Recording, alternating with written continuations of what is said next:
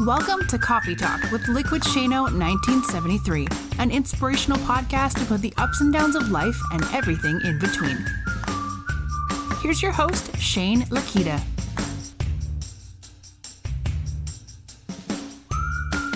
Hey guys, welcome back to another episode of Coffee Talk with Liquidshano. Hey, listen, I've got something for you today. I just want to share it with you because I think that it's an interview that I did that I think all of you will get a lot of good guidance from, some inspiration from, some motivation from. Just a quick snapshot on what it was. I met this gentleman that I'm going to be interviewing here on this live. His name is Garit, and he'd been through a lot. He'd been through a lot in his life. He went through all kinds of different stuff. He started off trying to become sober, and after he became sober, he lost his business. They had some really, really big things that happened with his business and his life in general. Overcame adversity, on the rebound now, and makes beautiful wood products that is out there. And I've met him, and I've been a really good fan and a big fan of this individual for a while. And he's been a big supporter of mine as well with the podcast and everything else. So I wanted to kick it off with you guys to let you know exactly what I did and how I had this interview with him. And I really think you're going to enjoy it. So sit back. It's about an hour and a half interview. So if you got a little time to be able to chunk it out and do what you have to do, to be able to listen to some of the little nuggets of inspiration and some of the things that he was able to put into play about overcoming adversity and perseverance, I think it'd be really, really key for a lot of the listeners that are out there. So enjoy the interview, and I'm going to get it started right now, and we'll talk soon, guys. See ya.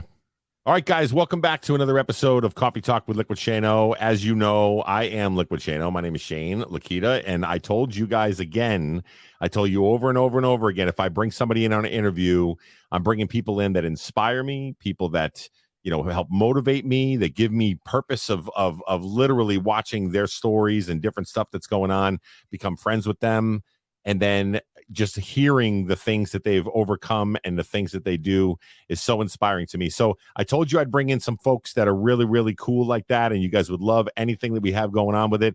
This gentleman right here with me right now, his name is Garit. He's otherwise known as CW_Wood over on TikTok. I'll put a couple of his handles right at the bottom of the page as we're doing this interview.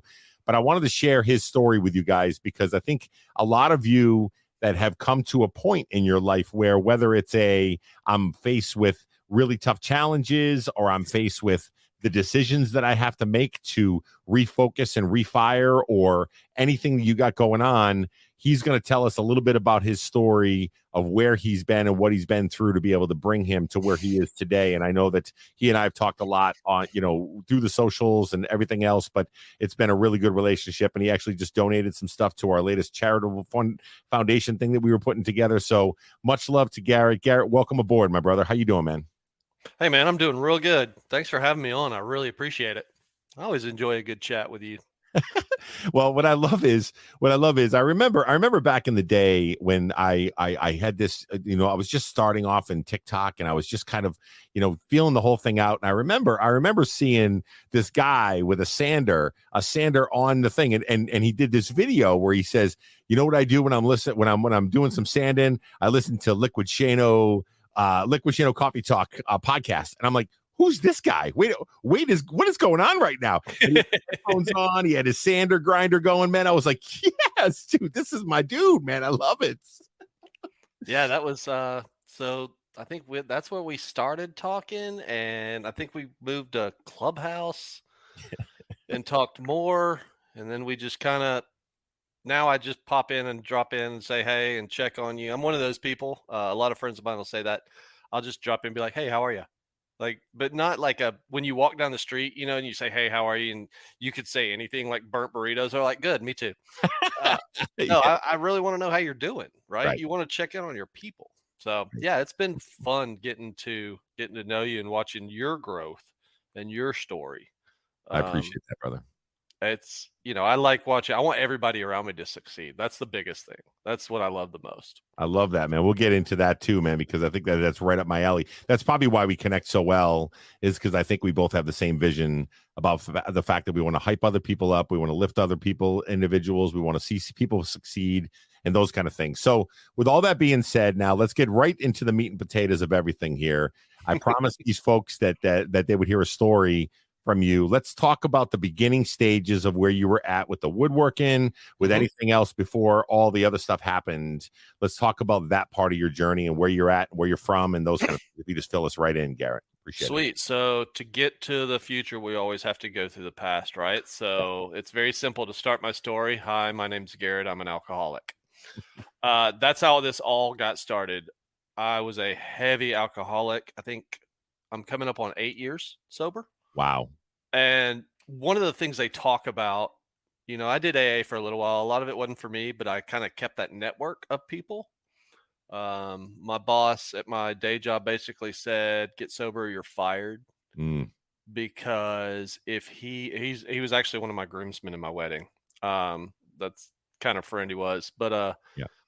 he said basically, if I keep you employed, I am enabling you to drink. And I went home. I was dating my now wife at the time, who was another rock in this whole building. And I basically went home and said, "All right, I'm sober."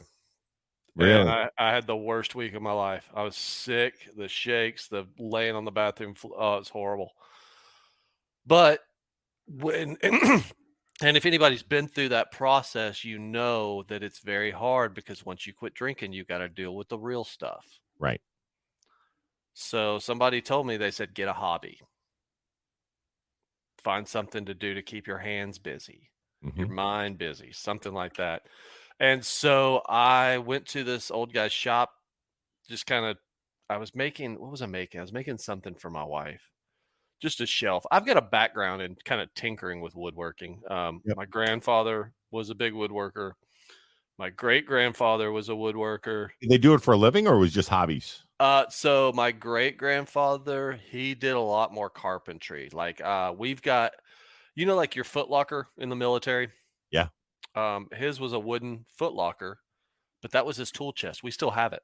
I have it at my shop, and it's got sheetrock hatchets. That's how they used to cut sheetrock, was with little hatchets.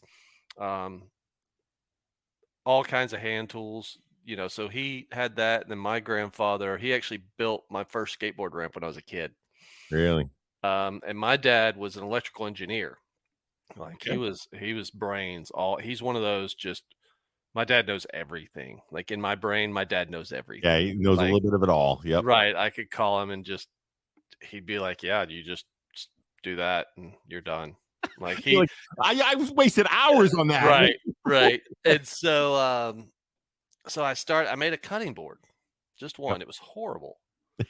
It wasn't square. It wasn't as sanded. The finish was, it was awful. It just was, but I loved it. I really enjoyed the process of it.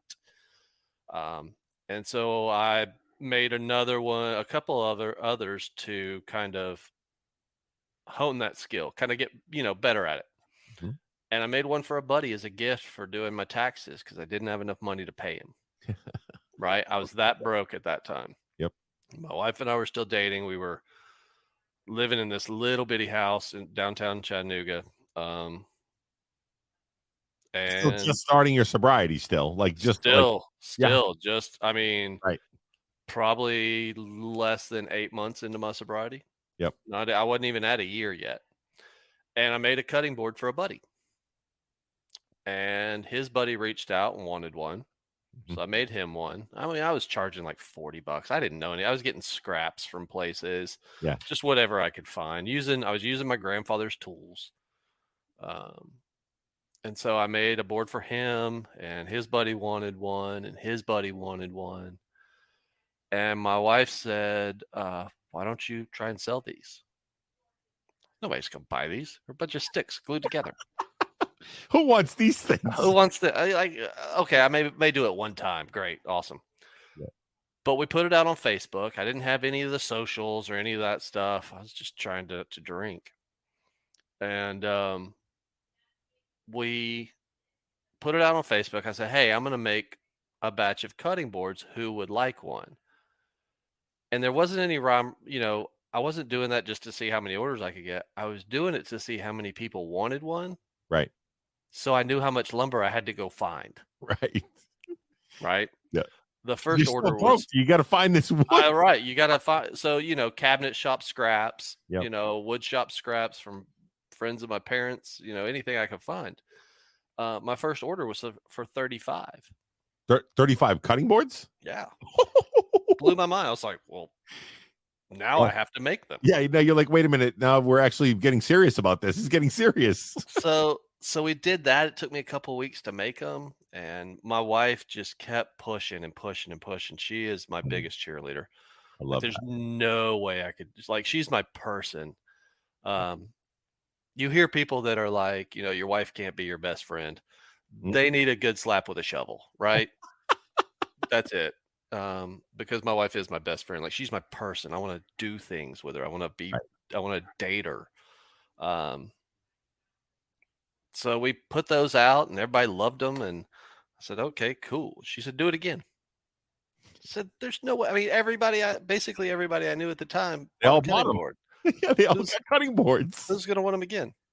So about 2 weeks after that, I spent the proceeds and I bought a couple of tools to upgrade that would make my life easier. And I bought some lumber, like good lumber, and just to try to make better product, right? Right. It was just a complete iteration of bettering myself, trying new things, trying new finish, trying new angles and bits and all the fun stuff.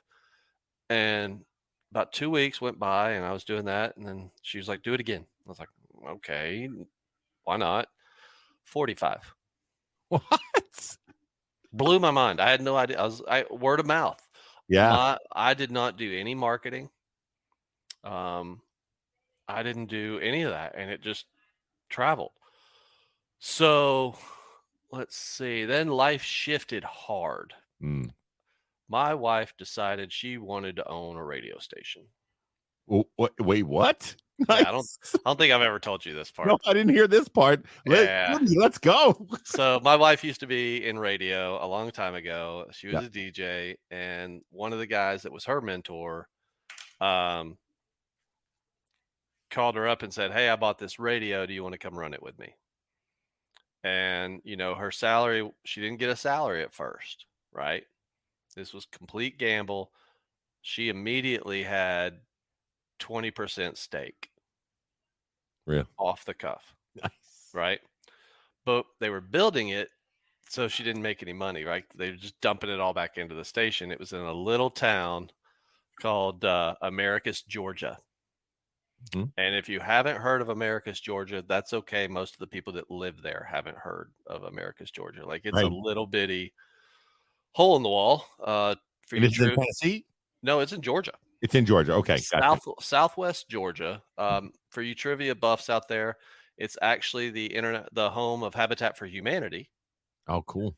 Because Jimmy Carter lived 10 minutes down the road in a town called Plains.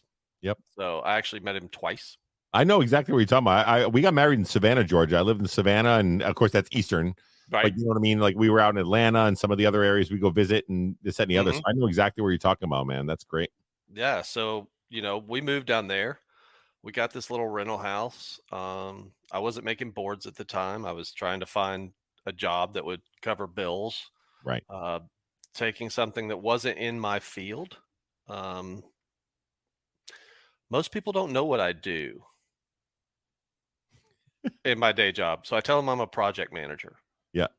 I'm technically what you would call a scrum master. Pretty cool title. Yeah. But that's a whole different thing. So we moved to Georgia, and the one thing I never wanted is a pool. I don't care if it's above ground. I don't care if it's in ground. I don't care. I knew that no matter what, I was going to be the one taking care of it. Yo, 100%. And I didn't want to. So I was like, no pool. We bought our first house in Chattanooga. It had a above ground pool. I had them take it out when I bought it. You're like, that's going away. Get it out of here. Nope. So we sold that. We moved to Georgia, rented a house, trying to find a house down there.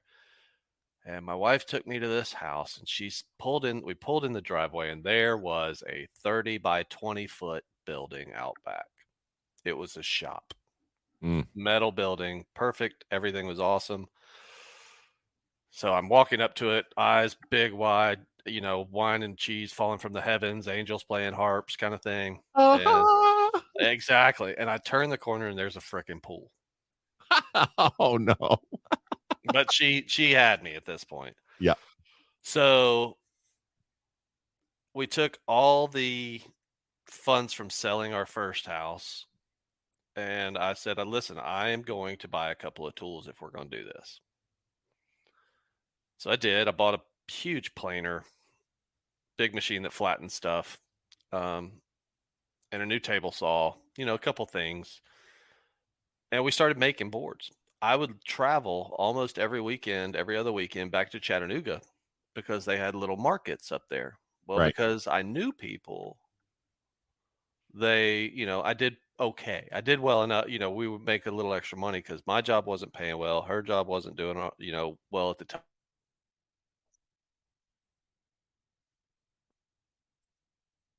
No. Know anybody. Um, so I did that, and we were down there for 2 years, I think. And it In was Georgia or in Georgia. We were down there for 2 years, and it was one of the worst times ever. really? It was hard. It was very hard. We missed a lot with family while we were down there, and a lot of depression and mental instability. Sure. And I wanted to come home very badly, but I knew I couldn't say anything because I'm not going to crush my wife's dream, right? I'm not going to say, hey, it's time for you to quit. Right. That's not right. So she came to me and she was like, okay, it's time to go home. It's time to go home. She still had her steak, right? Right. But she was done. Yep. So she had grown it enough that she could just walk away. Mhm. I think I had everything planned to be back home in like 24 hours. Like I was ready to go. I was gonna say, when gone. she said that in one way, you're like, "Oh, babe, Yeah. listen, I'm so sorry this happened." Internally, you're like, "Let's go." We're This is going home. horrible. Pick up the walkie-talkie, like, Operation Get the Heck Out is on. So we did that, and we moved back up here. And my wife, going through getting sober was hard. Mhm. Going through making amends for things, dealing with the people that I had hurt was hard. And I'm a big believer in karma, right? I believe what you put out, you get in. Yep. And as soon as we decided to come back, everything started falling into place Mm. like puzzle pieces. We lived in this town that only had 17,000 people, that the average time a house was on the market was a year and a half. Wow. Our house sold in 30 days. Mm. One of my very good friends called and said, hey, we're looking for a digital project manager. I heard you were coming back up to Chattanooga. I interviewed. I got the job that took like 2 interviews and I had the job. Right. That was at a company called Mohawk Flooring. I don't know if anybody's ever heard of that big, massive flooring company, but it was fun. It was good. I was there for about 3 years. Yep.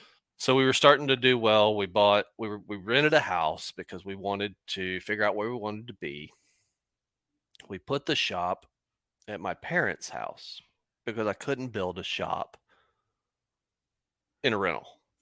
Right. Even though it was small, we couldn't do it.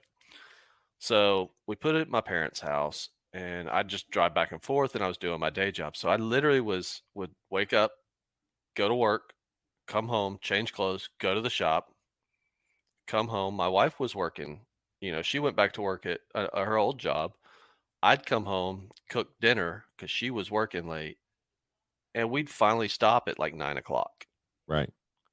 for about Do you think you grinded so bad like that? Did you think you grinded like from beginning to end all the way, whatever, to keep that? Like, I asked this question only because I have some experience. My wife was also an alcoholic, and I already know where you're going. yeah, she quit drinking Yes. 11 years ago. It was literally like, I got to keep my mind on stuff to Mhm. make sure that I'm not thinking about the bottle or anything like that. Just mind on things, right?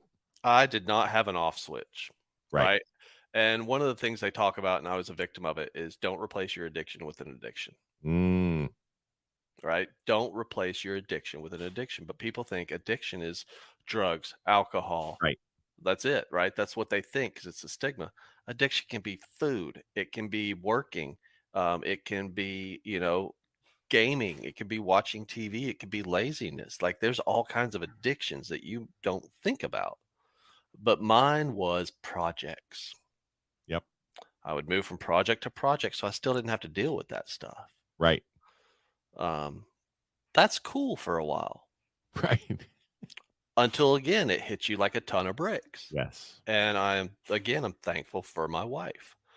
We would go out. We didn't go out. We didn't leave the house for about the first year I was sober. And then we started to go out a little bit. And then we moved.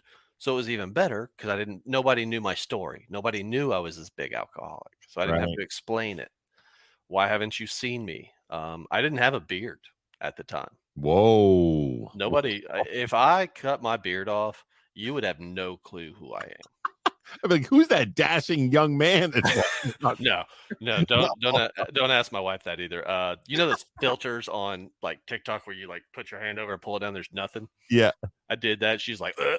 Yeah, my wife's the same way. I shave my beard and my mustache off in the month of November for Movember, and I used to just grow a mustache for the month. She's like, never do that again. You can raise the money, you can do all the whatever you want, but it do not keep the beard on. Dude, I said, all right, I got you.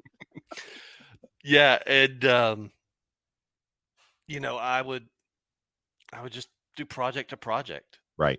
I would just not stop. So we had the shop at my parents' house, which was 5 minutes from the rental that we got. And then everything changed. Yeah. April 12th, 2020. COVID had just started. Right. We got hit with an EF3 tornado. Sustained winds of up to, I think it was 135, gusts of 150 miles an hour. So everybody I talked to after the fact, and we'll get into that because it has a lot to do with who I am right now. Yeah, absolutely. Everybody I talked to in our neighborhood, because as soon as it started, and we had our golden retriever, Gary, who my wife would murder all of us to save this dog. I'm not kidding you. I love it. He had surgery. His ACL had torn, so we had to keep him low to the ground. He couldn't jump. This is how much my wife loves this dog. She took our mattress and slept in the living room on the floor with the dog. Right. That's my wife. I'm back there in the bedroom like, oh, well, all right. So she was laying in the floor that night. Her birthday's the 11th, and so we were hanging out on the 12th. And it was raining, but, in the days of streaming, we weren't watching the news, right? We're watching like Netflix or something. We were about to go to bed. We're up later than usual because I'm usually in bed by 10 because we get up so early.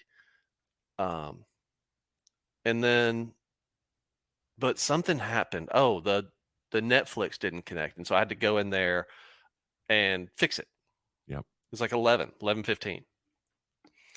I had just done that. I had the window to our room open because I like the sound of rain. I knew it was raining. I was just going to open the window. It's nice. My wife's in there. I can do it. Cool.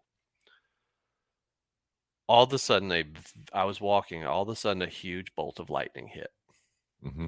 My child is very scared of thunderstorms. You're going to hear me say they a lot. They are non-binary. Yep. So they go by they, them. Sure. And so they came screaming out of their room. And as soon as they stepped foot out of their room, their bedroom door slammed shut. Because a piece of the roof had been taken off, slung around, came through the window, and landed on their bed where they were sleeping. Smokes.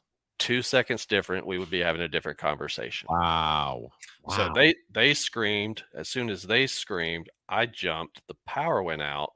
Then the noise started. And when I say it was loud, I was screaming at the top of my lungs from here to here to my wife, and she couldn't hear me. Wow. She froze. I might have thrown her down half a flight of stairs. Shh. So we got, I'm a bit of a prepper. I know that's weird, but The downstairs closet was underground. The Yeah. only thing in it, because I knew we were supposed to have bad storms, I didn't know they were supposed to be this bad. But it had water, sleeping bags, pillows, a flashlight or two back in the back of it because it went back so far, and dog food. That's it. Yeah. So we ran downstairs. I literally pulled the dog food out, and they got in. My child's screaming because their cat's missing. I grab a cat. I've still got scars from it being like, I'm going with you. Yeah. And then nothing. And when I say it was quiet, it wasn't like it was quiet. It was like there was a lack of sound. Right. Like you're in one of those rooms where like everything is just like so. Yeah. Yeah. Yeah. Or in a snowstorm when it's like all insulated. Mm-hmm. Ah. That was the most terrifying feeling in the world because you don't know what's next, if it's Right. coming again or whatever. And then everything went back into, focus. We had rain draining into our house. It literally came through and almost picked the roof off. Yeah. And so once we realized we had an emergency radio, once we realized it had passed, we went outside. It was so bad. The back deck door was dead bolted and it shifted the house so much. It blew that door in and blew our dining table across the room. My wife says the most terrifying moment was she looked out and lightning flashed, and our backyard was trees, like these huge 40, 50-foot trees. Yeah. Nothing. Mm. There was nothing out there.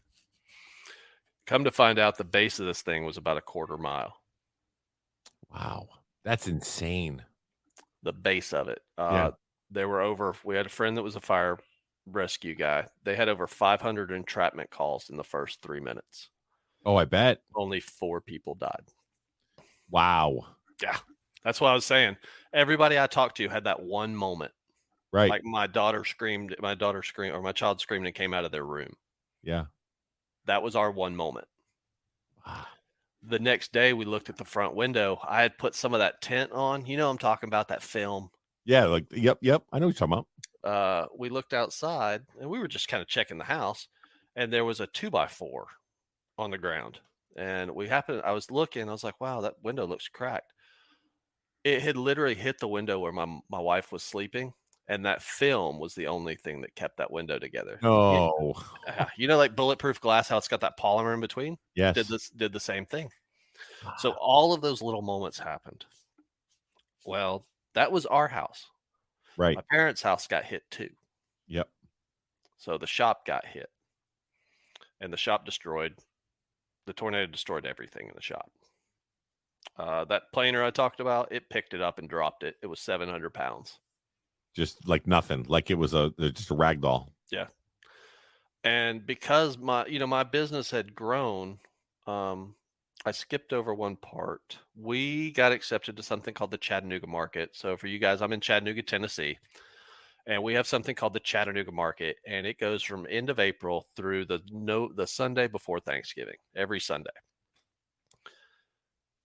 It's over 200 vendors. It's about the size of a football field, and it is the staple of the community. I was going to say, it must be a big deal if it's that large, right? It is. I told you everything started falling into place. Yep. I wanted to get into that so bad. I was doing these little bitty markets, and my wife said, you know what? Try it. Just apply. See what happens. And I put my paperwork in, and then all of a sudden I found out that I got in. And the only reason I got in was because there was a guy that had been there for 20 years selling cutting boards. They called him the board man, and he turned his paperwork in to retire that day. So while you're getting that situated, so the tornado took everything. You're still muted, buddy.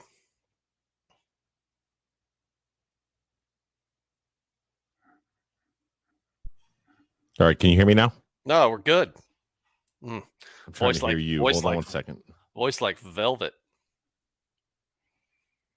So for you guys that are still out there while he's handling that, the tornado destroyed everything in the shop. the insurance, I wrote down everything that was wrong with the tools, everything that was broken, all the machinery that we had been adding on to with the proceeds from our sales. Basically, everything went back into the company. And we put everything down, and literally the insurance people said, we'll send an electrician out to look at your tools. I asked him if he'd send a pool guy out to look at our cars because that's about the same. He didn't think it was funny. I thought it was hilarious. There's a shop here called Woodcraft. It's a national shop. I'll give you a pause for a second. See what you got going on.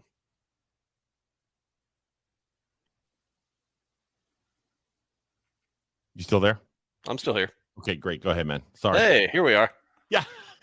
I'm so sorry. I don't know what happened, man. It was just like an audio issue. That's right. It happens.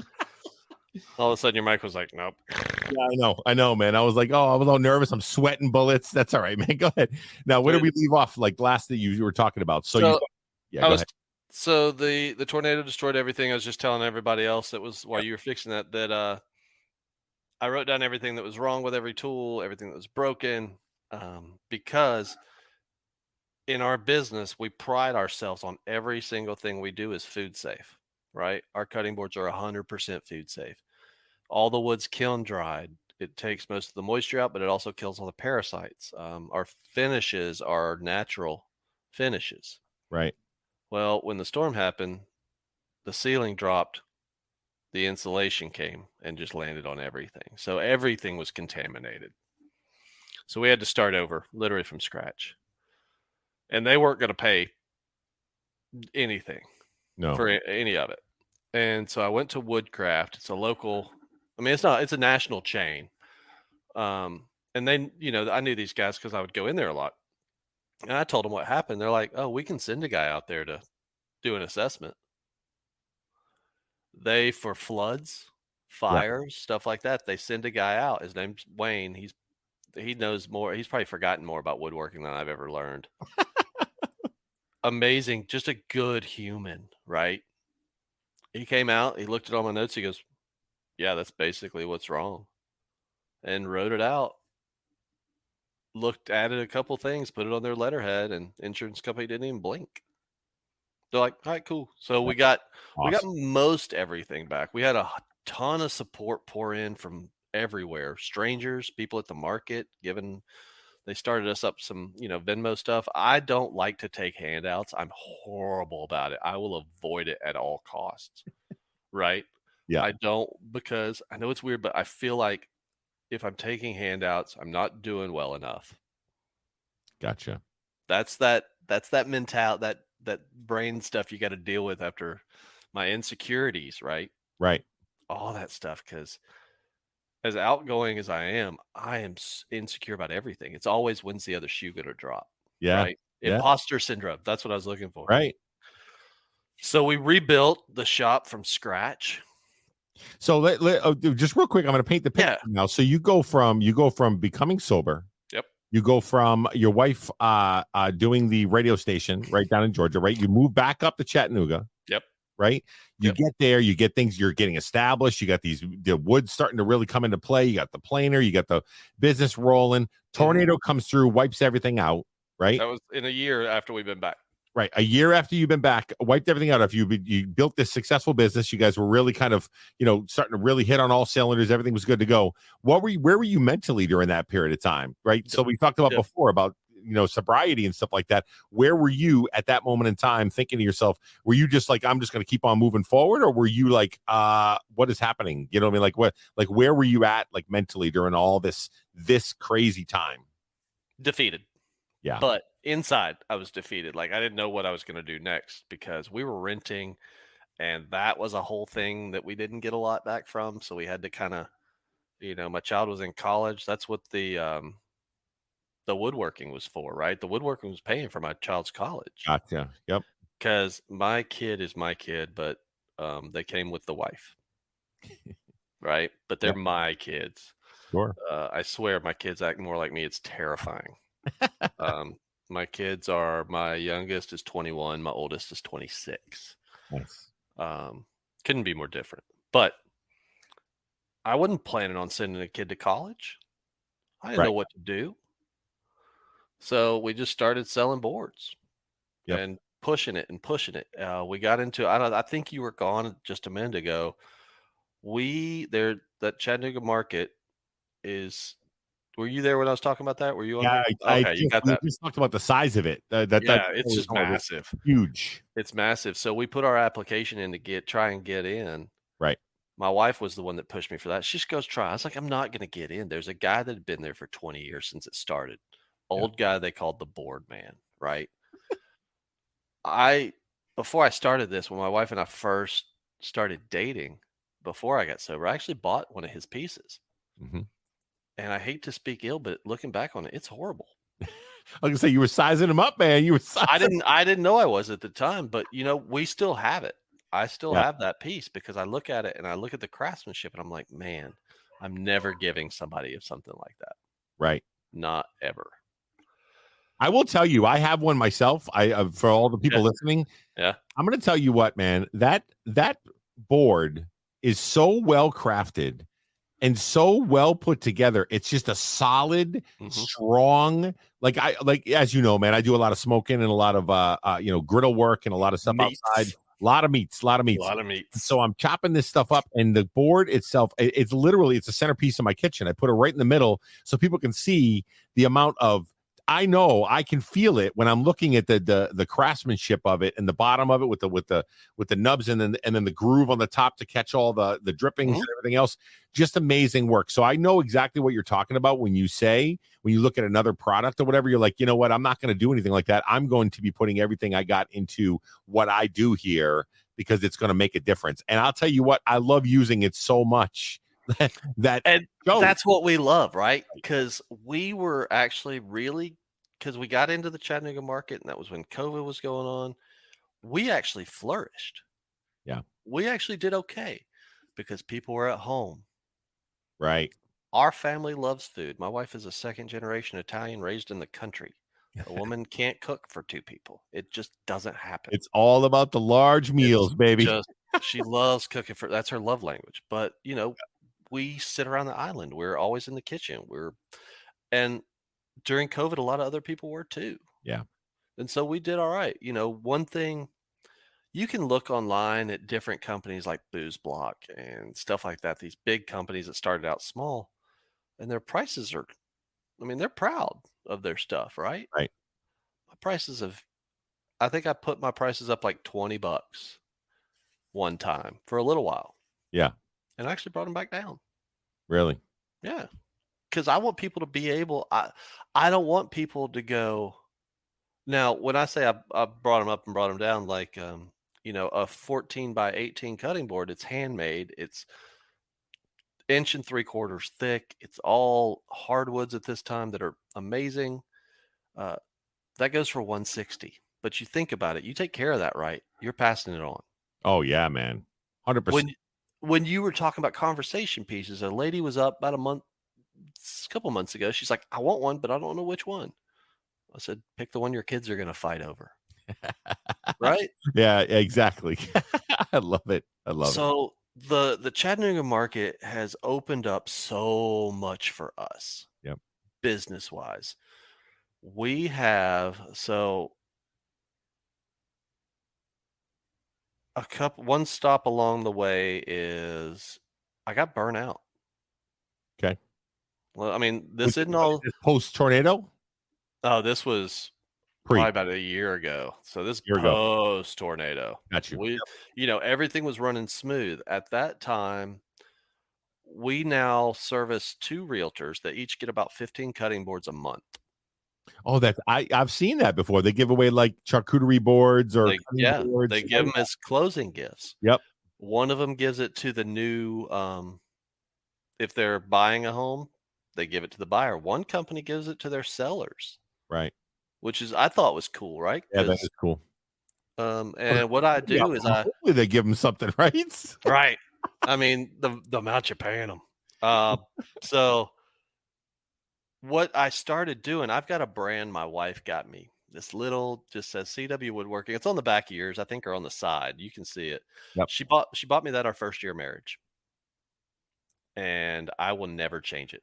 My logo design has changed, all that's changed, but I will always use that Why? because of what it means. My Yeah. wife was there at the beginning. My wife pushed me. I want you to know that this is still a small business. I'm not manufacturing. I am creating. Right. Because every one of my boards is a one-off unless I'm specifically asked to make a duplicate. It may be a millimeter difference, but I can show it to you Right. because I want your board to be your board, right? Mhm.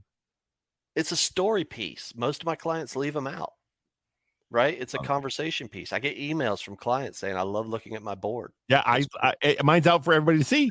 Yeah, it's a great conversation piece, which is another thing we love. We like bringing people together. Right. That's one thing about my wife. She loves people. She's a big introvert, but she loves people. I will tell you what I love about this whole entire conversation from top to bottom. You have layered your wife in about 30 or 40 times because Yeah. she has been the person that has been your support, your rock, your person has lifted you up, pushed you when you needed to be pushed. Probably also, like my wife does for me, knocks you down a peg when you get a little too high as well, right? Like, hold on. What are you doing? Let's be sensible, whatever. But also when I'm feeling down, I gotta have her. She's gotta be. It's like she's literally like, come on, let's go. I'll pick you up. Well, let's go catch a movie. Let's go do something. Let's take a break. Let's take a break from all the whatever she does for me at that moment in time. We've been together for 23 years. Mhm. I'm the same exact way. I talk about her all the time. So I love the fact that during this whole entire story, she's layered in each one of these different stories about somebody that was there that you needed during everything from sobriety to rebuilds to tornadoes to everything. She legitimately was there for you during the whole entire time, and I love that you celebrate in that a little bit. You know what I mean? So that's pretty cool. She almost left me when I was a drunk. Right. I say I was an alcoholic. I am an alcoholic. Let's be real. Yep. But she did. She told me she almost left me, and I get it. I don't see why she wouldn't have. I was an idiot. Right. I was not a good-looking man like I am now. Dashing. But we talk about that a lot. We talk about how we see people and couples, and you can tell they just don't like each other. Right. Right. I like my wife. I see it all the time, man. I'm like, oh boy. Yeah. That's why I know you can probably attest to this. Most times I ask how you are. I also ask how your wife is. Yep. Right. Because your person, whoever they are, is your biggest fan. So of course I'm gonna check to see because that's a big part of your life. Right. Right. So burnout. Yeah, we had 2 realtors, and all I was doing was making cutting boards, right? Yeah. Let's be honest. Cutting boards are not rocket science in the world of woodworking. They're really not. And if you had asked me with a bunch of slats in it, right? Right. And if you had asked me, let's see, at this point it was 5.5 years in, if I was going to have a sustainable cutting board business, at that time I had 1 apprentice, so I have 1 employee. Yep. We're doing enough to where if I wanted to, it could be a full-time job, but we're doing well enough to I could still do my day job, which I enjoyed. Why not just keep doing it? But I was bored. Right? I'm cutting, I'm gluing, I'm pressing, I'm sanding. Cutting, glue, pressing. I can so see that being pretty monotonous after a period of time. Yeah. Yep. Right? It's like wax on, wax off kind of thing. Right. That's all I was doing. Yep. And so my wife was like, try something else. So I made a couple of bird houses. I was like, ooh, this is fun. I'm going to do this. That lasted like a week. You're like, no, I'm all set with the birdhouses. Try it. Good. I'm good. I've got a lathe. I was turning stuff, and I was like, no. I like to turn stuff like pens and stuff as a palette cleanser if I'm getting bored. Right. But I came back to cutting boards, and I started changing things up. I started making bigger. There were 2 sizes at that time, 16 and 18 long is what we call them. Okay. I started doing what I call the brisket boards, which is your size, that 24-inch long. It fits a Oh, 3-pound brisket, a full-size turkey, a full slab of ribs. That's all I tested. I don't know. You can attest to whatever yeah. else. Everyone, all the above. Check them all off, man. All the above. Because I love meats. Let's go. But we had really built a reputation, Right. right? Um, I had people that would come up and say, "Hey, I got one of your boards when I sold my house." They were more excited about the board. Like, that's what they talked about. They didn't tell me anything about the house. They were like, "I love my board. I use it for this and this and this." I'm like, "How's the house?" They're like, "Nah, I love this and that." So it really started building that fire back up, right? Like, I am making somebody happy. I started paying attention more to the people. I'd have young couples saying, "This is my first adult gift," right? That's cool. I love that. So we started going into restaurants and saying, "Hey, what can I do for you?" And we did some really cool stuff for some restaurants around here where I'd inlay one type of wood into another into a cutting board. Did you like butcher blocks and stuff like that too? Like, Yeah. yeah. Yeah. I'm actually about to start 3 black limba butcher blocks, but I'll get off topic. That's a dream of mine, man. I want to have a butcher block one day, man. One day. One day. I may hand deliver it to you one day. Absolutely, man. So we started paying attention to the people. I started really Clubhouse, right? Right. I found this group called In the Shop. And during COVID, I was talking to them every day. Right. And I became friends with them to where last year in October, I went up to a place called Maker Camp. I remember. Right? You remember me talking about this. Yep. That's where everything changed. Like I found all of my inspiration. Oh, I love that. I started talking to people. It was basically an adult summer camp, right? Yep. Blacksmithing, welding, powder coating, plasma cutting, leather work. I made a wallet. Silversmithing. I made my wife some rings. Printmaking. I mean, all kinds of stuff. Did you? Right? Was it like a bunch of like a bazaar where you like walk into the one shop and do something over here and then do a little bit there? That's amazing. It was like a kid's camp where you paint the birdhouse here, color book here, but it was a welding, and I welded a tea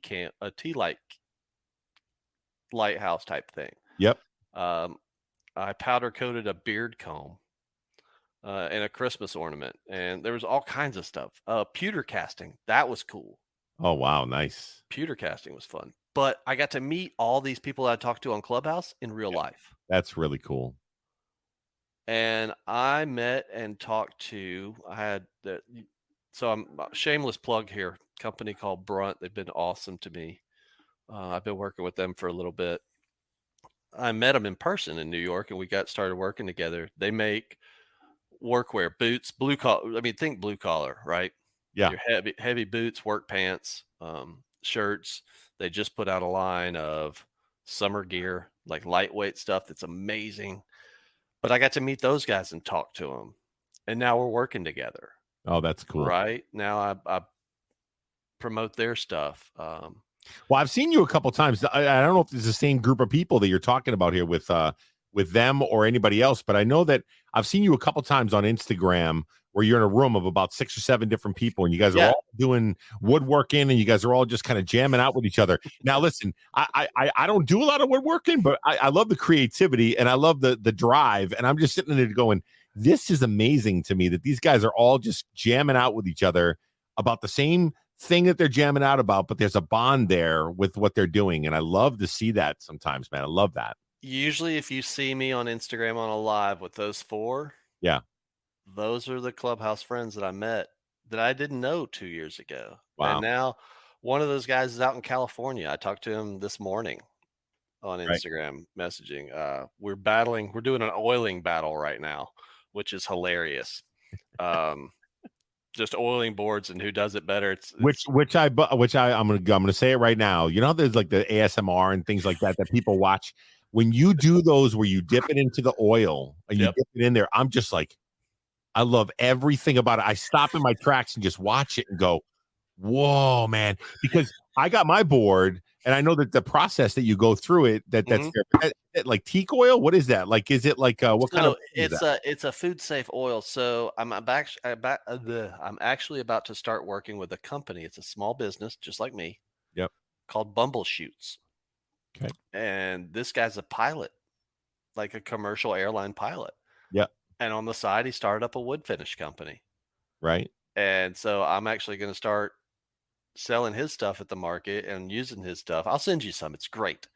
But I Nice. love supporting little businesses like that. Like Love. most of these companies I started working with are now these big corporates and they don't really care anymore, right? Right.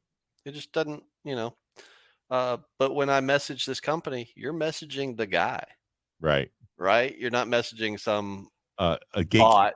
gatekeeper, or an admin assistant that's like you're not really listening. Well, I'm not Right. putting you through to anybody. Too. Exactly. So that's what we're focusing on now is helping out and promoting and supporting other small businesses like ourselves. Right. We've started doing charity work. Huge for us. I love it. We donate boards to auctions that we care about. Right. Um, American Cancer Society, American Heart Association. My dad, a couple of years ago, it's actually right when we bought our first house. Almost actually, technically, he died twice on the table, Really. but now he's got 4 stents and he's a big dude. I'm the runt of my litter. I'm 6'4". You're the runt and you're 6'4"? Yeah, Oh, man. my little brother's 6'8". My dad's 6'3", but he's built like an ox. Yeah. But he doesn't get around well, and so that's why we bought a house since the tornado. We bought a house, right?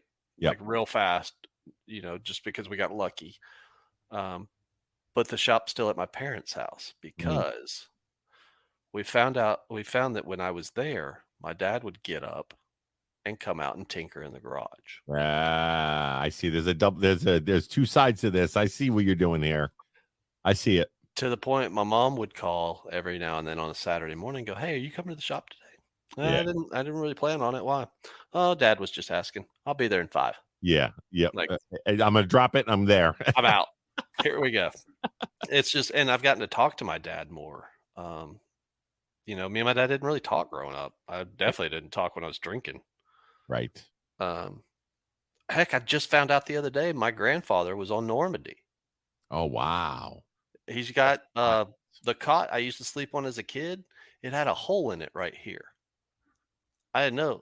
It's a piece of shrapnel came in when he was sleeping on Normandy, Oh, that's right? crazy, man. Like, it's fun to talk these stories with my dad and, you know, hear stories about where my family came from. Apparently, they're a bunch of derelicts, gunslinging derelicts from Southern Mississippi, They right? probably all had beards like you, and they were ready to go Just throughout the. there was a Wild Bill in the family, all that stuff. So, we've I'm blessed right now, but I've also worked my tail off. Yeah, so I was going to say that, and I don't mean to interrupt, but I love the fact that when you're talking about your journey here, just listening to your conversation when you said you went up to the place to go do Maker all the camp. building, yeah, and then you came back, that changed everything. What I sense from you and what I can feel from you, going from a place where you were just kind of figuring things out, not really, I mean, you're kind of figuring things out. You had a wife that was kept on pushing you, hey, keep on going, burnout stage, all these other things. You're just like, what's going on?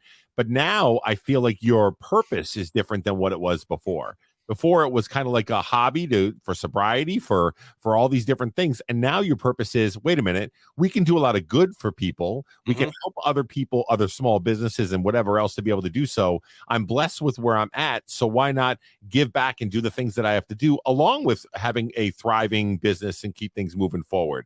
So Right. it's a totally different dynamic from where you were to where you are. And I think that's incredible when you think about it. Your journey, the path of where you've gone has taken you to a point now where you think differently about things, right? And you're like, Very hey, much so. that's pretty amazing. We'll skip ahead to what's going on right now. I left Mohawk and I went to basically a contract company to where I work wherever they send me, and did very well with my negotiations. I retired my wife this past December from her day job. Wow. She does our admin work. She was in a dark place mentally. And I was like, you know what? You don't have to work. We'll tighten up, but you don't have to. She's going back to college, doing all Wow. kinds of stuff. We now have 2 realtors, a brick and mortar store that they're going to carry us locally. It's a local store. Ooh, here we go. Exclusively, Yeah. right? No other cutting board company. And she said she's had a lot reach out, but she was a client. All of the business we do is a client at some point. Yes. Before.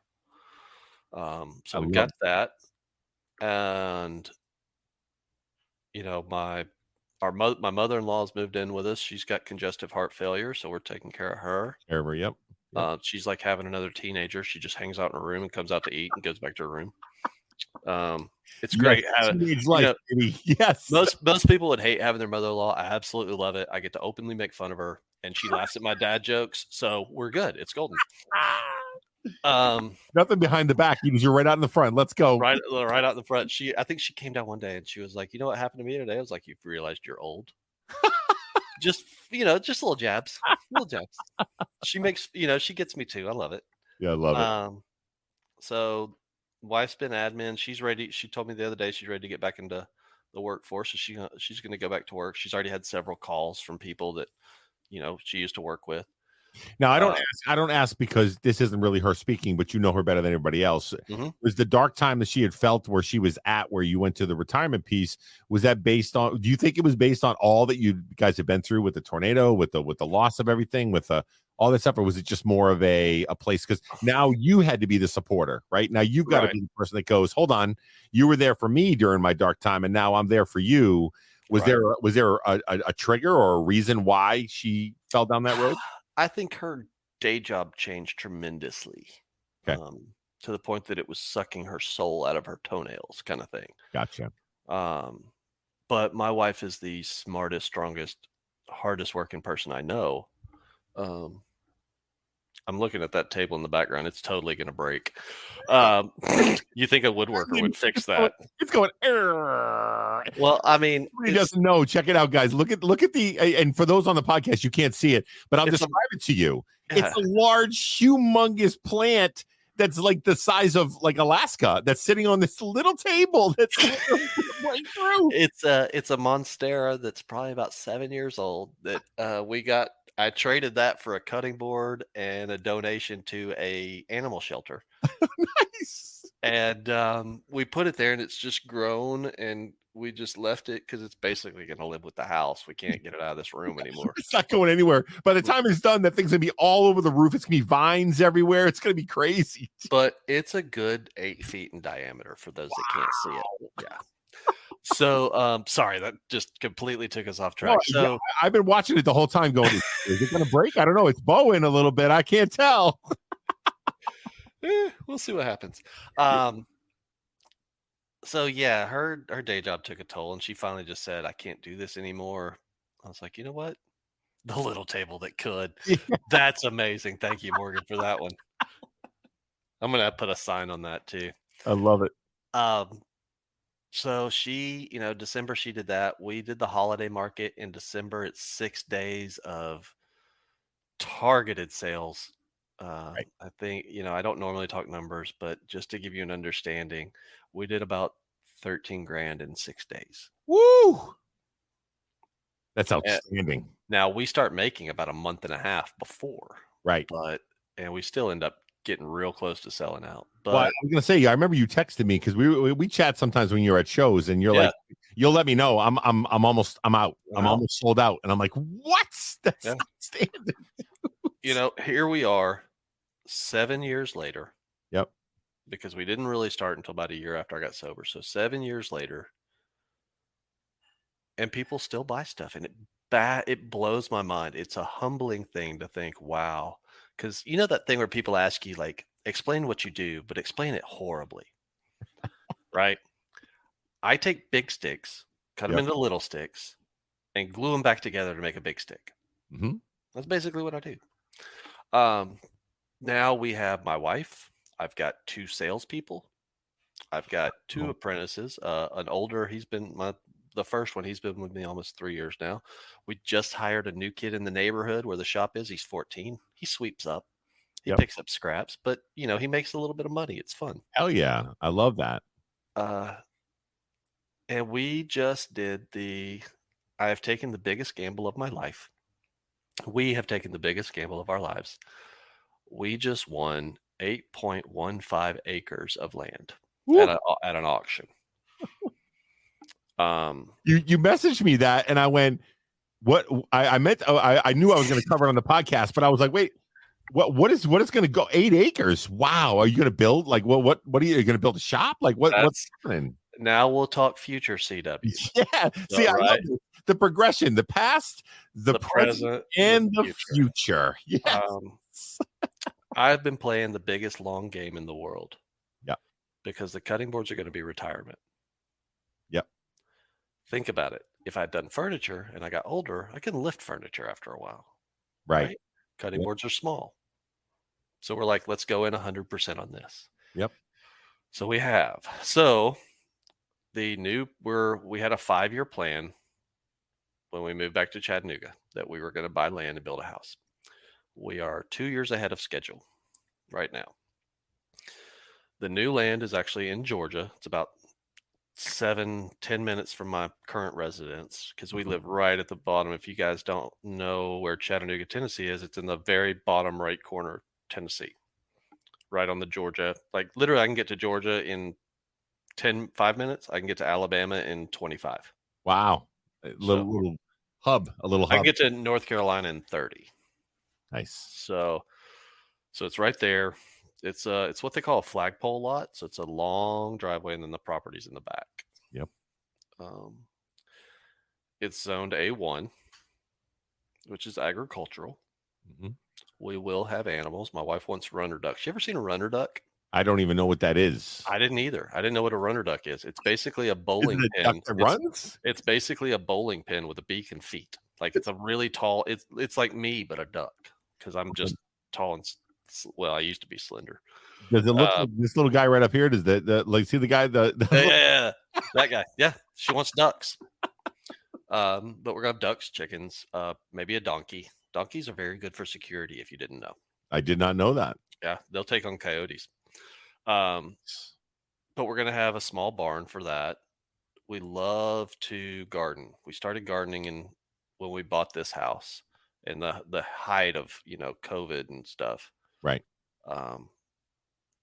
We had dinner tonight with most of the vegetables came from the garden. That's awesome. So she wants to do that. We're going to build a 40 by 40 foot shop. That was my next question. Is there a big shop going to be going there? Yes.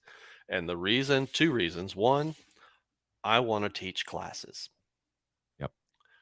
But not the classes that you would think. I don't want to teach people how to make cutting boards. Why would I do that? I sell them. Right. I mean, let's be honest. That's not smart. Right. Not a good business decision. Right. I want to teach people. I have several people that come up to me all the time. Right now, I'm working on the insurance part, which is insane, trying to figure out what I can do. Yep.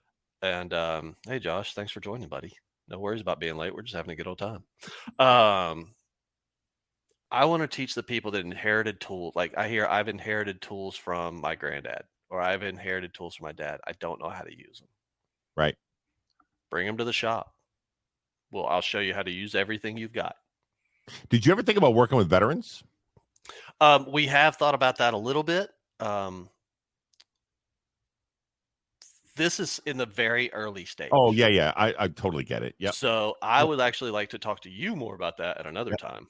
Oh, yeah, 100%. I'll get you in contact, or I'll even give you some great ideas. I work with veterans a lot, and something like that where they can get their hands on stuff and really be crafty and creative and those kind of things really does matter a lot of times in the veteran community, especially those that suffer from PTSD or those kind of things. It's an outlet for them, much like art is for me, right? Cartoons and artwork and stuff like that or whatever. When I get in creative mode, it literally takes you away from some of the pain that you're in and really focuses on things and making beautiful pieces to whatever it is, whatever they want to be able to do.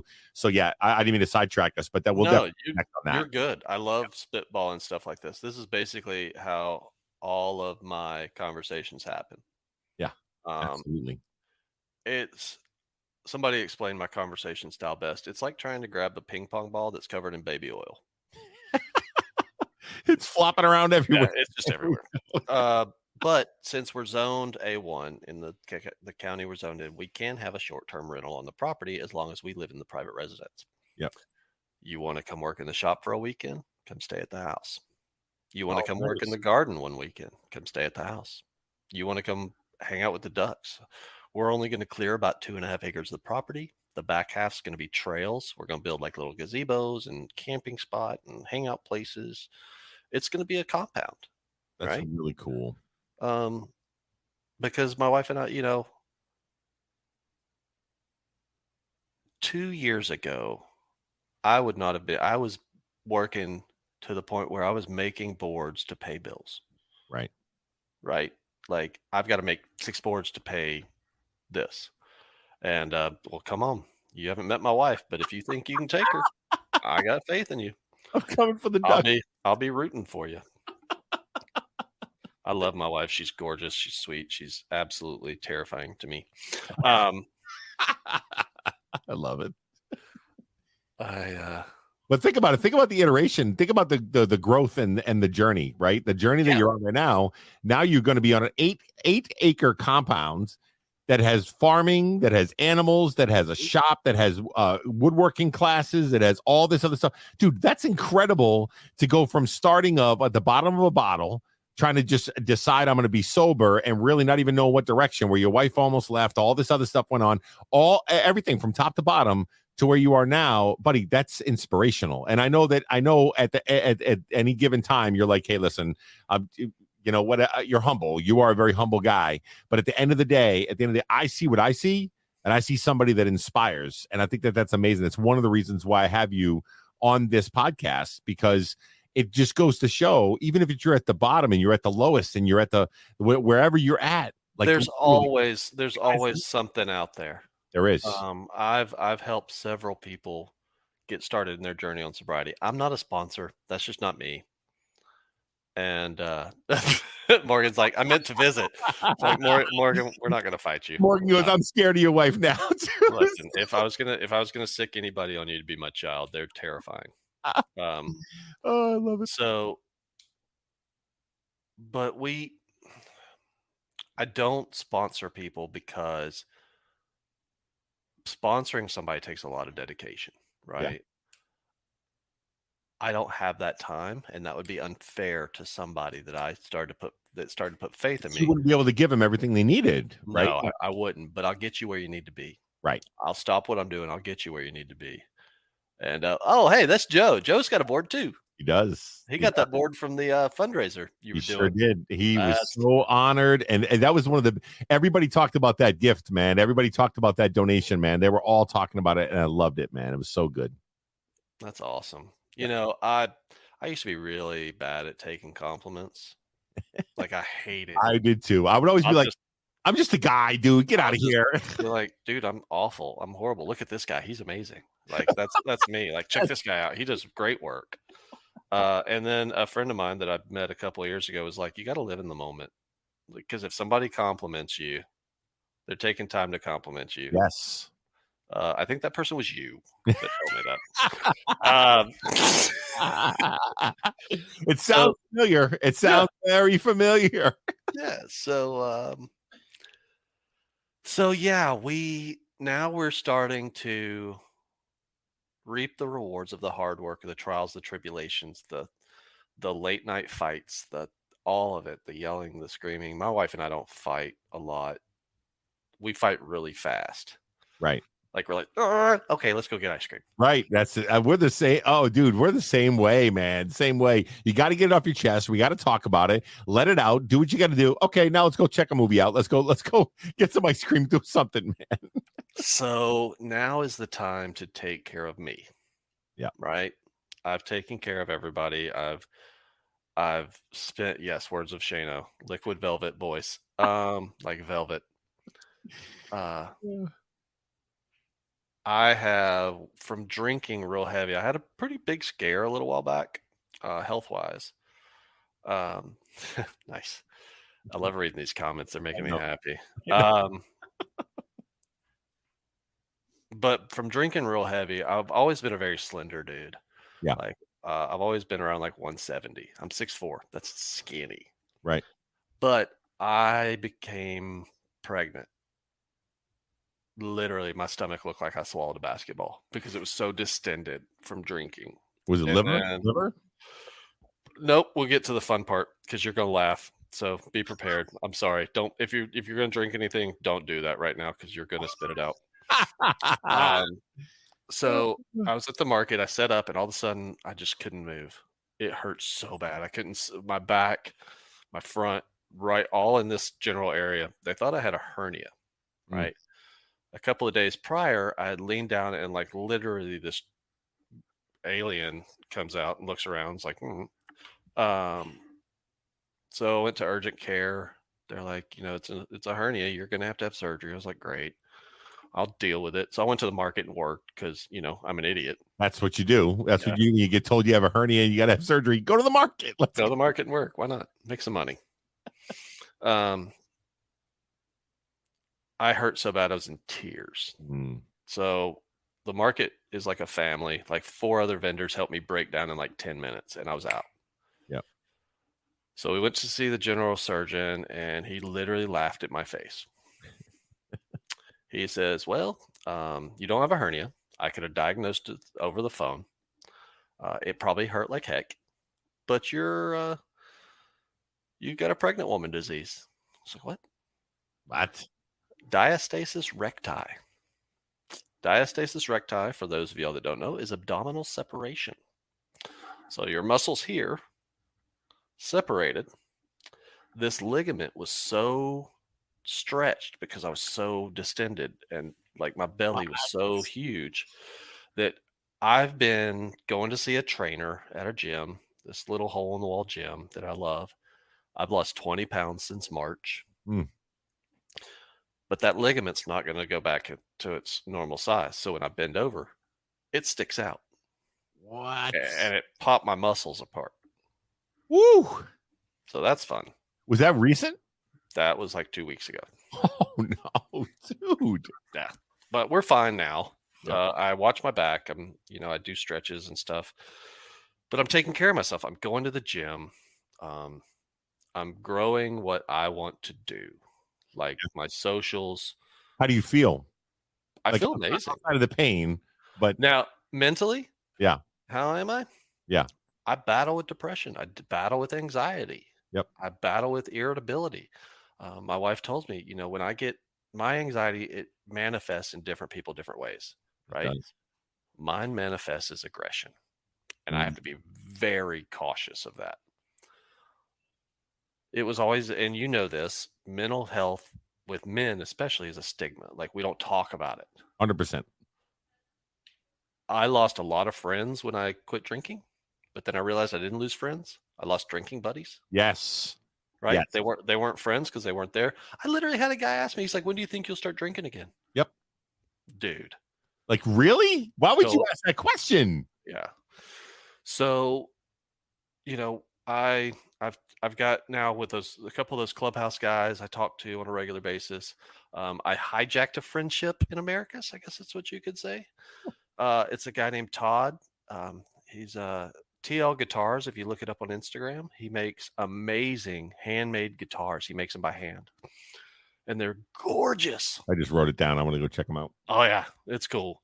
Okay. And he had a wood shop near our house in Americus. I needed a certain tool, and I was like, I'm gonna go ask him. I walk in. He's giving a guitar lesson. He stops. He goes, "Can I help you?" I said, "My name's Garit. I've got a wood shop. I heard you're a woodworker. We're going to be friends." Yeah. That's literally what I said. Yeah. He is one of my best friends. That's so cool, man. Like he moved back to Minnesota. We went up there to go hang out in February. I talked to him, why would you go to Minnesota in February, man? Was it like literally 75 below zero? It was a blizzard. They had like 3 feet of snow. It was beautiful. It was amazing. I've got pictures of my wife that I want to like tattoo on me because they're so amazing. We'll talk about tattoos in a second. Yeah. I don't know how long you got me, but we could talk forever. You just tell me. I'd say about another 15, 20 minutes, man. We should be good to go, man. Oh yeah, we're good. Absolutely. I tell my friends I love them, Yeah. right? Because I've lost a lot of friends lately, and you don't know. I tell my male friends I love them. I make it uncomfortable, right? I'll Right. tell you. I'll be like, "Hey, I love you." No, I'm Well, serious. dude, what are you saying? Like, I love you. I love you. Yes. I want. Yes.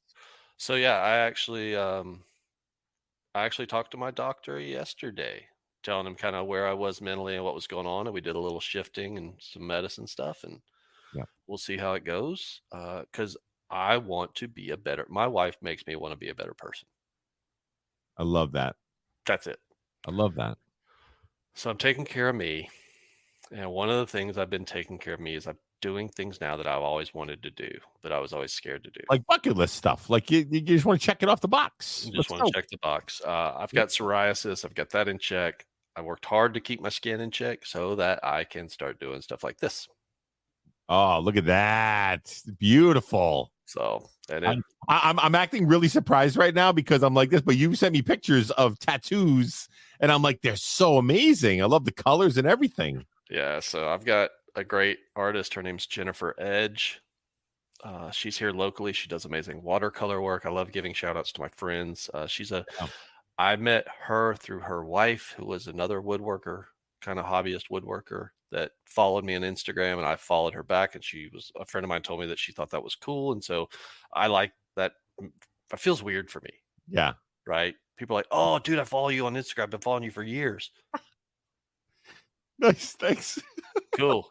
Like I don't know what to say. What do I do with my hands? I know. Um, Nobody ever really knows what to do with their hands. no. That's why I'm always like this. La la la la all over the place.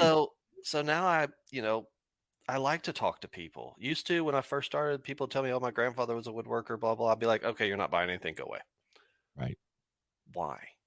Yeah. What if that was me and I was telling somebody I just started in my sobriety, I just started woodworking. I talked to a guy and they told me to go away, Right. right? Like so I like to talk to those people. I like to talk to the young guys especially.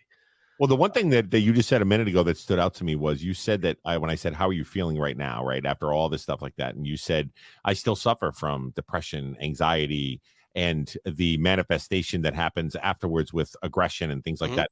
So what do you find now that you use to be able to battle through some of that stuff? Like right now, like, so if you are in a place where you're feeling depressed or down, is it strictly woodworking that pulls you out of it? Or is it No.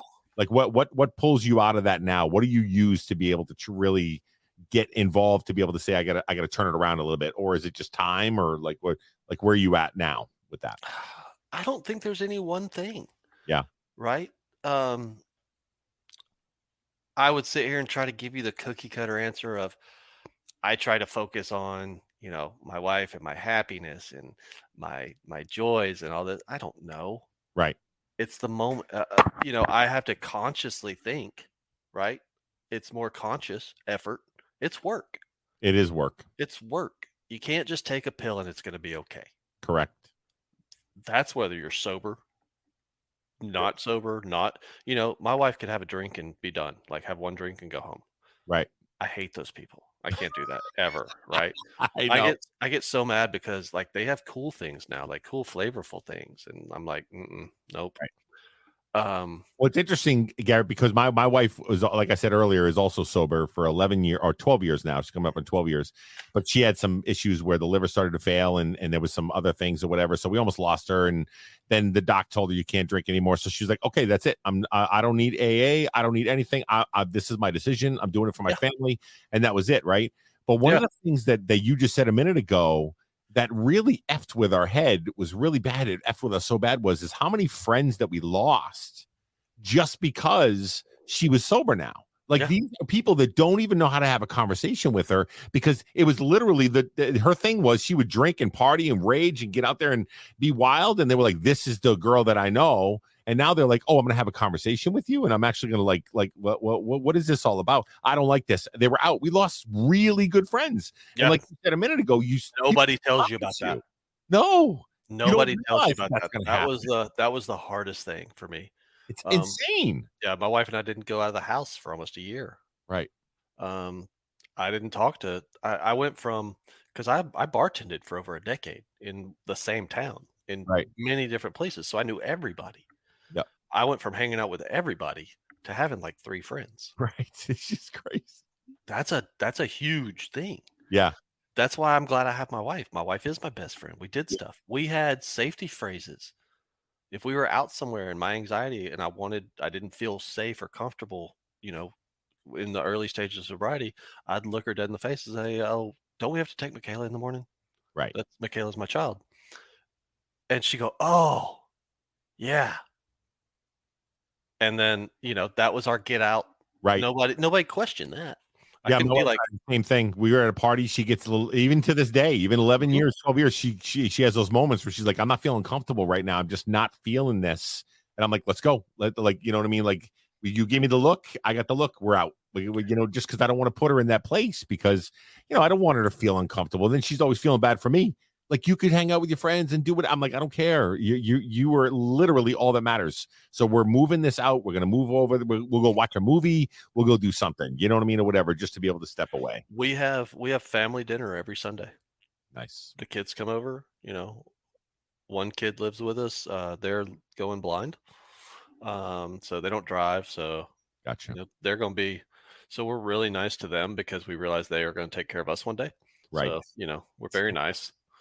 The tit for tat, baby. I'm nice Right. to you now. You better be nice to me later. Right. Um, my wife calls them their little broke best friend. Um, it's great. No, I do. I adore my family. Sometimes I By the want to way, love Joe, that comment that you just made a minute ago, I don't know if that means you're 22 years sober. If it does, congratulations and bravo, Yes, brother. I'm I proud know of you. you lost a lot of friends too. If that's the case, we all Mhm. feel you. And like we just talked about, people don't realize that that's part of the equation. It's going to be part of the equation. When you make a life change, whether it's sobriety, whether it's going to the gym, whether it's working out, losing weight, whatever it is, there are a set of friends that you thought were in your circle that legitimately are not. no longer in your circle because you're not that guy that they thought you were, or that girl they thought you were. So it's kind of part of it, but you're healthier, you're wiser, you're moving forward, you're growing, all those things. So at the end of the day, it's well worth it. So That one of the things that another person told me a long time ago, yeah, you're going to lose a lot of friends, but the friends you make from the day you get sober, yeah, actually, I'd say about a year past, because that first year sucks. right. You don't know what to do. You're Well, still you're trying to trying to figure figure. shit out, man. You're like, I don't even know what's going on right now. But I've made a handful of friends since then, new friends, because it's hard to make friends when you're older, right? Yeah. You're not like, hey, come over to my house, watch a movie. It's weird. Um,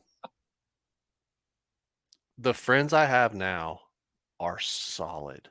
Like, Yeah. I could call any of them, and be like, hey, this just happened. I need you here. They'd be there. You know why that is? Because they accept you for you. They Yeah, know you as a person and they like the person that you are, not the image, not the crazy, not the drunks, not anything. Like literally at the end of the right. day, they love you for you, man, and they're in it with you. And that makes those solid friends even more solid than anybody, because you're like, all right, man, you accept me for who I am. Let's just move forward and do this kind of thing. I love that fact. I do, because I have some really good friends from that too. I guess last thing, because we're getting close. It's one of the things you have to watch out for. Anybody that's going through sobriety, I want you to listen to this and listen to this hard. Do not let people judge you for who you are becoming. They will hold on to the old you as much as they can, and so they will give you the most grief Yep. because they're still trying to hold on to that old you. Mhm. Find the people that love what you're becoming and hold on to those people tight. Ooh, say that again for the people in the back for me one more time. What would you just say? Find the people that love you for you, or Yep. find the people that love who you're trying to become. That's it. Boom. The people that give you the biggest cheers when you're trying to become something. Those are the people you hold on to, Yep. I love right? that. That, even other woodworkers that at the market, there's cutting board guys that come in, and there's one we didn't get along because he likes to copy style. Another guy comes in and he's like, hey, I went through your entire Instagram profile and made sure I wasn't copying anything you were doing. He and I Yep. are still friends, right? Yep. Those are the people that push you and want you to be better and cheer for you when you're better and there for you when you're struggling are the people that you hold on to. And yeah, I love that so much. I just had a conversation about this, Garrett, today. As a matter of fact, I was talking to somebody about their circle of friends, and I said to them, I said, listen, because they're trying to lose weight. They're heavier in weight wise and things like that, and they've been through diets, they've been through all this stuff over and over again. So I told them, I said, if you ask the people that are around you, the people that you consider to be those close friends, those that inner circle, you make the comment of, hey, I'm starting to diet, I want to be able to get healthier, I want to be there. You'll see one of two people. One person will be, hell yeah, let's do this. I got this with you. Let's go together. Let's do what we got to do. I got your back. Whatever you need, call me anytime. I got you. And you got the other side that's like, yeah, you tried this before. You failed in the past. I know you for years. You're just going to fall off the or whatever they do, whether they think they're giving you tough love or not, it doesn't matter. You need to move those people out of that circle, that tight circle that you have, and surround yourself with people. They don't all have to be positive patties, but they got to be people that lift you up and inspire you and pull you forward. Just like you said a second ago, where you got people that are like cheering you on and saying, let's go. And this is amazing. You got to find those folks. And it's hard to sometimes because you got a lot of family and friends that aren't necessarily in that. Family's the hardest, dude. Yes. Families, because they're the ones that you put through the most as a drunk. Right.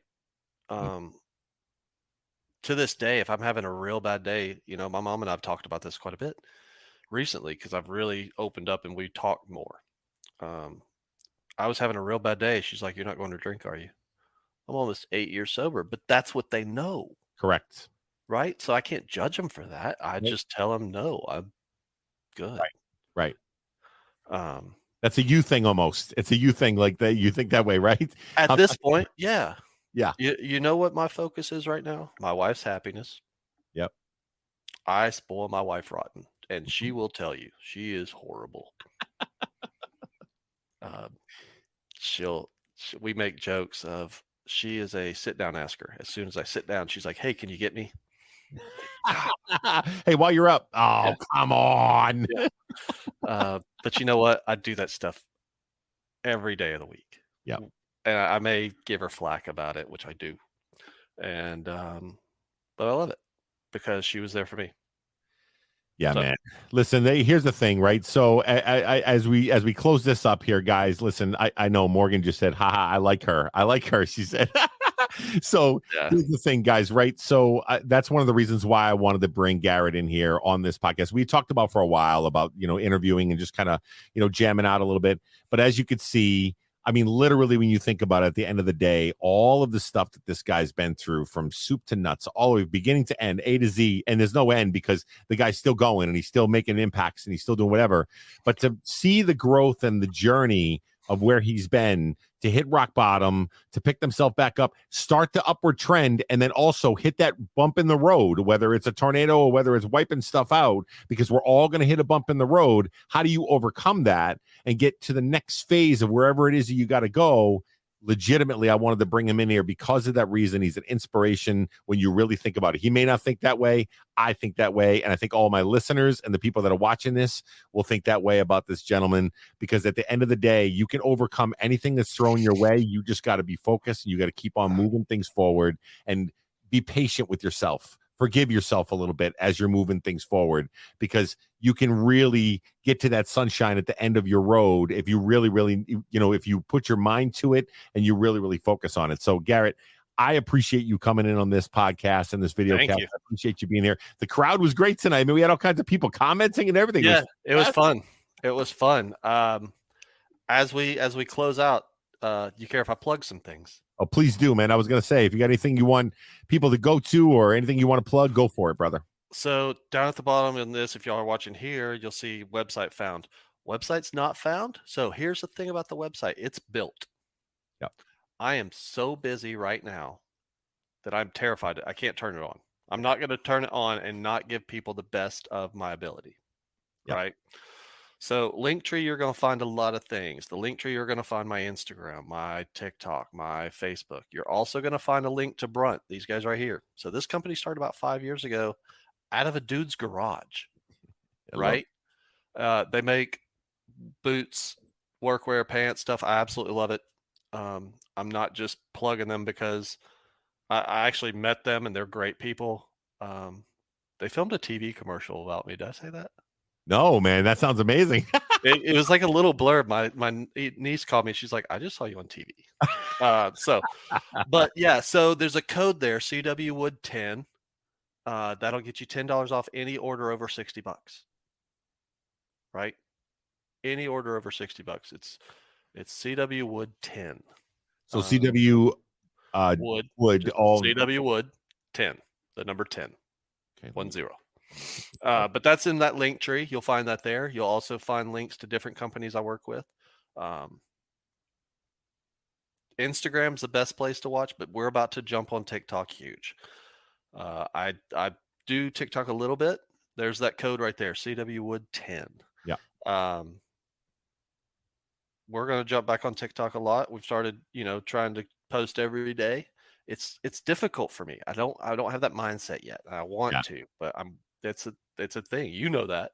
There's a guy named Millweb. If you get a chance, I used to watch him. He works in a paper company, so he does he puts the camera above him and he does all these packaging stuff and folding, and he makes all these posters or whatever. And he's got over 1 million followers. The guy, like, all kinds of different stuff, and we talk all the time. And he tells me, I don't know why people follow me, but they love watching the process of the things that I do. If I'm packaging things, if I'm boxing things, if I'm doing paperwork or whatever. And I know I talked to you about it a little while back, where I was like, you need to like set up a camera that's just stationary. You're not even bothered by it. You're literally, if you go live, you flip the switch and you're doing a board and you're putting things together and you're planing and you're sanding. Dude, I think people would love to see something like that. I know I would. I'd be like, that ASMR thing again. Oh, look how smooth that is. This is nice, But I think that there's a market for that for you.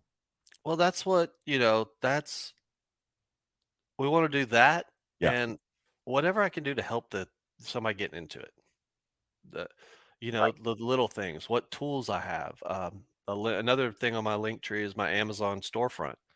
I basically put most everything I use in that storefront. Show me the process. Yeah.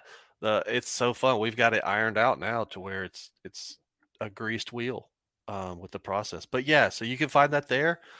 You can reach out to me on Instagram. That's probably the best place to contact me right now. I'm very receptive. I answer pretty quick. You'll see a lot of that on Instagram. That's the big one. The website, my goal for the website, and I want you all to hold me accountable, send me messages, whatever you want to do. I love accountability because I get, like this. Right. You get to be the ping pong right, oil right. on it. And so I'd like to have it launched right after probably the end of September. And what we're going to do is some accountability come from Morgan. You can already see I see that. That's that what we're going to do is we're not going to be like a normal store. There's not going to be constant inventory because all of my stuff is custom boards. Yeah. All of it is one-offs.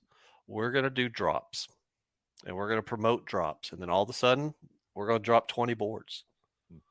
Right. And then once those are gone, be probably another 2 weeks, we'll drop 20 more. Yeah.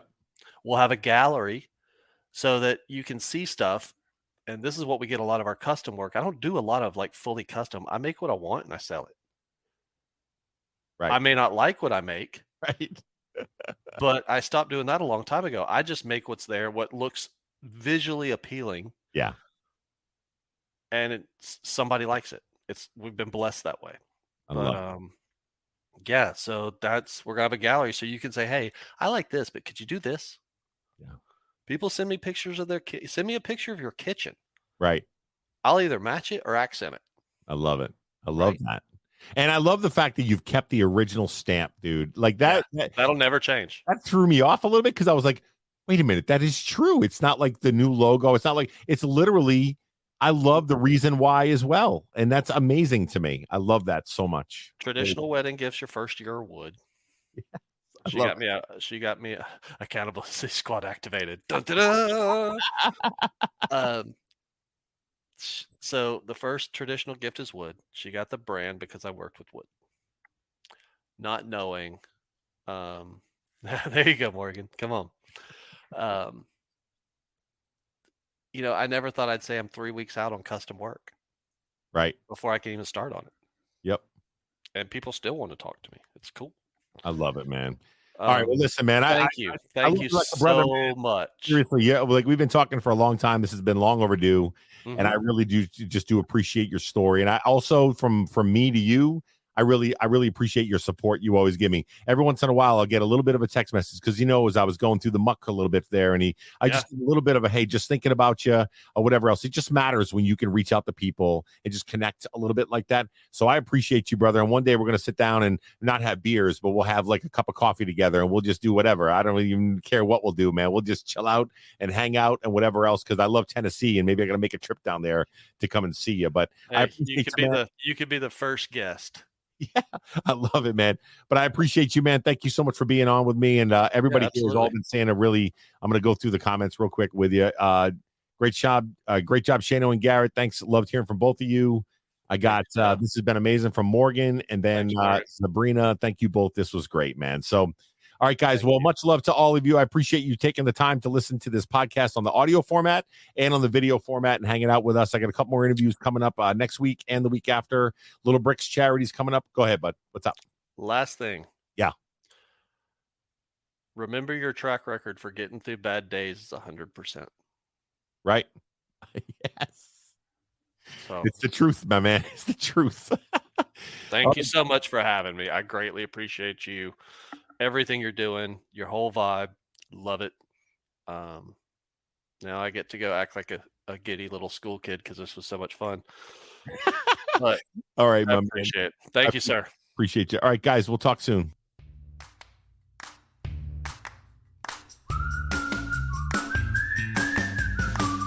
Thank you for listening to today's podcast. Please do us a favor and leave feedback and a 5-star rating on whatever platform that you use.